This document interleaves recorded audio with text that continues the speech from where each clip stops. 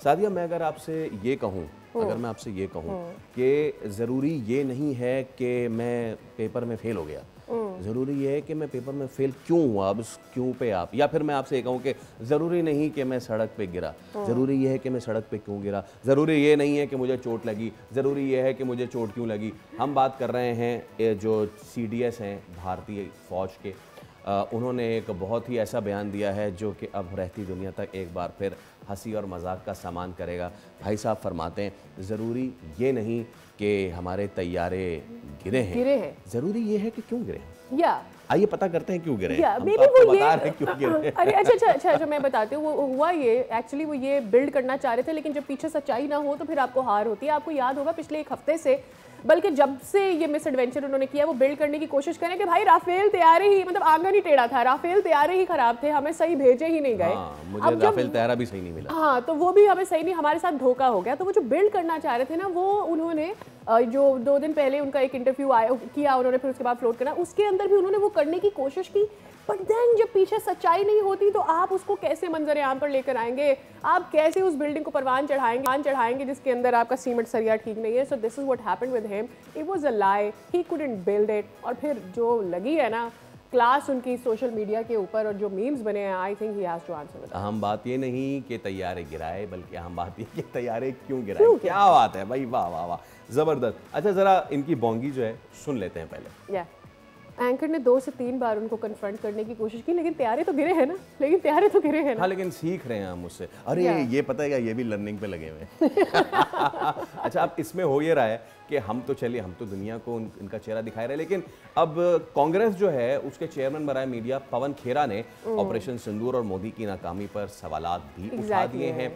और जो ये कह रहे थे ना, जो शशि थरूर की सरबराही में वो जा रहे हैं और अपनी ब्रिटिश एक्सेंट में जाके पूरी दुनिया को बता रहे हैं कि भाई कहाँ है आपकी खारजा पॉलिसी, पाकिस्तान तो आलमी सतह पर कामयाबियां समेट रहा है। बिल्कुल। और फिर ये कि कुवैत ने पाकिस्तान पर वीज़ा पाबंदियां खत्म कर दी, कोलंबिया पाकिस्तान के साथ खड़ा है, जैसे वो ही सेइंग। तो वो ये कह रहे हैं कि बताएं कौन सा मुल्क आज भारत के साथ खड़ा हुआ है, भारत के लिए अफसोसनाक लम्हा है। रूस भी अब पाकिस्तान के मुआहदे की तरफ जा रहा है, फिर Bhutan, Nepal and so on, Sri Lanka, आपकी अपनी डिप्लोमेसी की वजह से इन मुल्कों को आपने दूर कर दिया। तो हम सुन लेते हैं, उन्होंने भी जो गुफ्तगू फरमाई वो भी सुन लेते हैं। इस मामले पर बात कर लेते हैं कि ये हो क्या रहा है आखिर इंडिया के साथ, क्यों इतना बौखलाया हुआ है। हमारे साथ जौहर सलीम साहब मौजूद हैं, आप प्रेसिडेंट हैं इंस्टीट्यूट ऑफ रीजनल स्टडीज़ के, साबिक सफ़ीर भी हैं। बहुत बहुत शुक्रिया, आपने वक्त निकाला हमारे प्रोग्राम के लिए।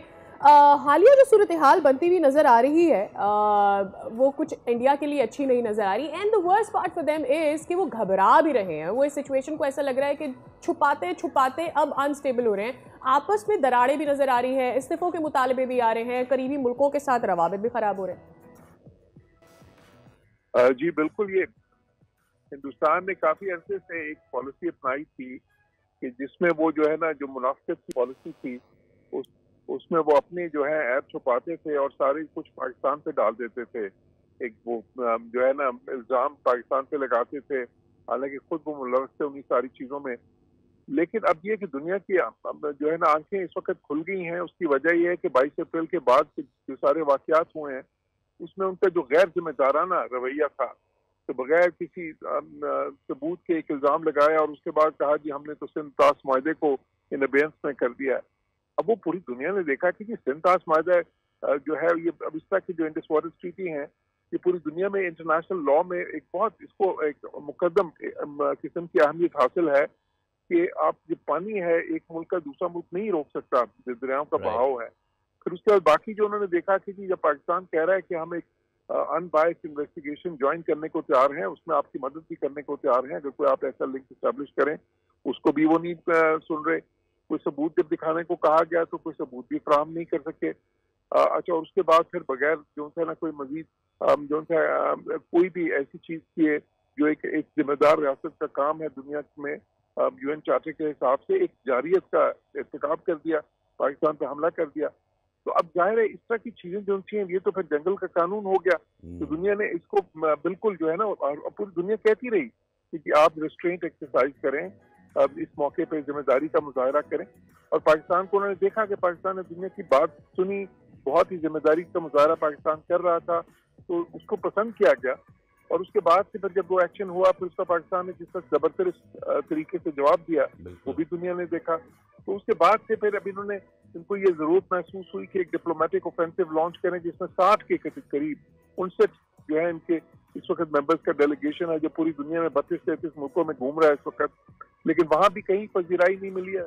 आपने मैं बिल्कुल जौहर साहब मैं इस सवाल भी करना चाहूँगा कि एक तो हमारा मिशन जो है वो पहुंच चुका है, बड़ा कंटिंजेंट नहीं है लेकिन काबिल कंटिंजेंट है। दूसरी तरफ आप देख लें उस तरफ से उनको कोलंबिया में पजीराई नहीं मिली, भारत को गयाना जैसा मुल्क उनकी पजीराई नहीं कर रहा है। वो कोशिश कर रहे हैं मुस्लिम जो डायस्पोरा है दुनिया का उसको एक्सप्लॉइट कर सके असदुद्दीन अवैसी के साथ, लेकिन कोई खड़ा नहीं हो रहा है। वो जाके भी सिर्फ इंडियन डायस्पोरा से मिल रहे हैं।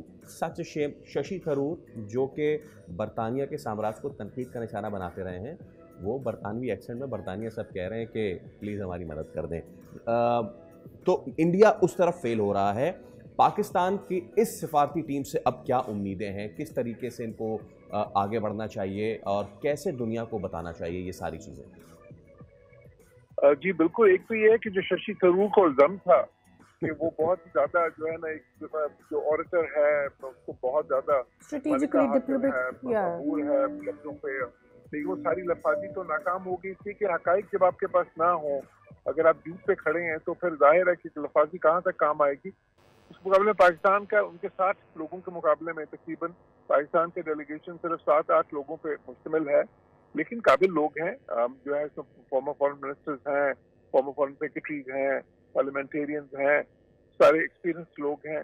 तो वो जो है अभी और वो कुछ ही कैपिटल्स में जा रहे हैं। इंडिया ने तो 32-33 मुल्कों को बनाया, ये तो जो है अहम तरीन जो कैपिटल्स हैं ब्रसल्स, वाशिंगटन है, पेरिस है, लंदन, इस तरह के उसके उन कैपिटल्स में जाएंगे और वाशिंगटन तो जो है जाहिर है कि अमेरिका वो पहुंचे हैं। तो बट ये कि पाकिस्तान का जो है वो ये फोकस किस्म की डिप्लोमेसी है। पाकिस्तान को उसकी जरूरत नहीं जो हिंदुस्तान कह रहा है, क्योंकि हमने तो उन पर कोई इल्जाम तो लगाने नहीं है, हम तो सबूत लेके जा रहे हैं वहाँ पे डोजियर्स पूरे जो उनसे हैं। फिर उसके अलावा हम दुनिया को ये बता रहे हैं कि देखें असल जो मसला है वो तो तनाज़ा जम्मू कश्मीर है, तो अगर वो नहीं हल होता तो हिंदुस्तान ने वो उसको हल ना करने की वजह से पूरे एक खित्ते को जो दुनिया की 1/4 आबादी का खित्ता है जनूबी एशिया, उसको पूरा हॉस्टेज बना दिया, उसकी सिक्योरिटी को, उसकी स्टेबिलिटी को, उसकी इकोनॉमिक प्रोस्पेरिटी को। फिर तीसरी तरफ यह है कि जो पानी की जो उन्होंने हरकत की है सिंतास माहदे को जो है अपनी तरफ से अपने कहीं उसको जो इन अबेंस रख के अब वो पूरी दुनिया को जाहिर है कि ये बताना बहुत आसान है कि ये इंटरनेशनल लॉ की भी वायलेशन है, ये जो अपर राइपेरियन स्टेट की रिस्पॉन्सिबिलिटीज हैं उसकी वायलेशन है, जो लोअर राइपेरियन स्टेट के राइट्स हैं उसकी वायलेशन है, जो दुनिया में एक निज़ाम चल रहा है उसकी ये वाटर को अगर आप वेपनाइज करेंगे, पानी को अगर आप एक वेपन के तौर पर यूज करेंगे तो फिर तो आप बहुत ही खतरनाक खेल खेल रहे हैं। इसमें जो बाकी चीजें हैं जो हमारे और उनके दरमियान तनाज़ात हैं, अब वो जो है देखें क्या चीन में उन्होंने एक बिल्कुल जहाँ पे एक दाग का एक जो है ना ब्लेड भी नहीं उगता, वहाँ पे उन्होंने जो है ना कितनी दहाइयों से एक ऐसी जंग शुरू की हुई है जिससे अरबों डॉलर जाया हो रहे हैं और हजारों जो है ना अभी तक हिलाकतें हो चुकी हैं। माहौल खराब हो रहा है ये सारी चीजें दुनिया के साथ एनवायरनमेंट के लिए जेपड़ी कर रहे हैं। बिल्कुल एनवायरनमेंट को देखें, अब एनवायरनमेंट जो है एक ऐसी चीज है कि जो अब देखिए एनवायरनमेंट तो नहीं देखता कि जी बॉर्डर्स कौन से हैं, वो जो है अगर ग्लेशियर्स मेल्ट हो रहे हैं तो वो तो एक मुश्तरका एहसास है जिससे सबको मिल के काम करना चाहिए। अगर पोल्यूशन का मसला है तो देखें लाहौर से तो जो बॉर्डर है इंडिया का वो सिर्फ 10 किलोमीटर है, तो जब वहां से पोल्यूशन आती है तो लाहौर अफेक्ट होता है। इसी तरह बाकी जो उसके मिसाइल हैं, पानी का मसला है वो भी जो क्लाइमेट चेंज का एक चैलेंज है, ड्राउट्स जो होते हैं, तो उसमें अगर मुल्क मिलके काम नहीं करेंगे आपस में जो रीजनल कंट्रीज हैं तो कैसे बात बनेगी। और भारत तो इस तरह कह रहे हैं, देखिए भारत का प्रॉब्लम जिसने आपने बताया है सिर्फ पाकिस्तान के साथ नहीं है, बांग्लादेश के साथ भी है, श्रीलंका के साथ भी है, नेपाल के साथ भी है, जो मालदीव के साथ भी है। तो उनके तो किसी पूरे खत्ते में किसी भी मुल्क के साथ ताल्लुकात अच्छे नहीं है, और इसीलिए जिस तरह उनके खुद उनके अपने लीडरान कह रहे हैं कि हमें एक मुल्क में खत्ते के अंदर या खत्ते के बाहर भी जो उनके बहुत दोस्त थे, अच्छा, इसमें से रशिया के साथ दहाइयों पुरानी एक बहुत ही करीबी ताल्लुकात है, वो भी उनको उस तरह से जो सपोर्ट नहीं किया। अमेरिका के तो आप देख लें, हालांकि अमेरिका को उनकी इतनी जरूरत है इंडो पैसिफिक स्ट्रेटेजी में चाइना को कंटेन करने के लिए, उसके बावजूद अमेरिका ने जो स्टांस लिया वो हिंदुस्तान उसको देख रहा है कि वो तो न्यूट्रल है या ऑलमोस्ट को पाकिस्तान है।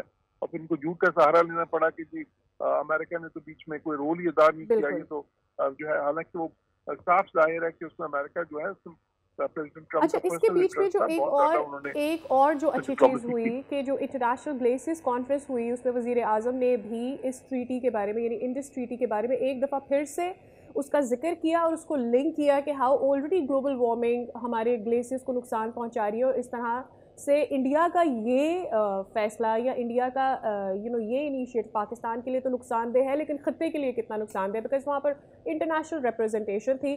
तो मेरे ख्याल में अब तक पाकिस्तान की जानिब से स्ट्रेटेजिकली एंड डिप्लोमेटिकली जहाँ जहाँ भी इस मामले को, इस मुद्दे को रेस किया गया उसे बहुत राइटली पुट किया गया। जी बिल्कुल, देखें क्योंकि ये जो उन्होंने हरकत की है उससे साफ जाहिर हो गया ये अपने सही, उन्होंने तो बड़ा अपना कार्ड खेला, लेकिन ये वो एक ऐसी चीज है कि जिससे उनकी दुनिया में उनकी जो रही सही क्रेडिबिलिटी थी, जो है कि वो कहते थे जी हम दुनिया का सबसे बड़ा मुल्क है, आबादी के लिहाज से सबसे बड़ी जमहूरियत है दुनिया की, 5वीं बड़ी इक्तिसादी ताल्लुक है, ताकत है। लेकिन अगर आप इस तरह से एक इररिस्पॉन्सिबल, एक गैर जिम्मेदार रियासत के तौर पे आप जो है ना बिहेव करेंगे, इस किस्म के रैश, इश्तियाल अंगेज और खतरनाक किस्म के आप एक्शंस लेंगे कि जिसमें आप इंटरनेशनल लॉ सारी वायलेट कर दें।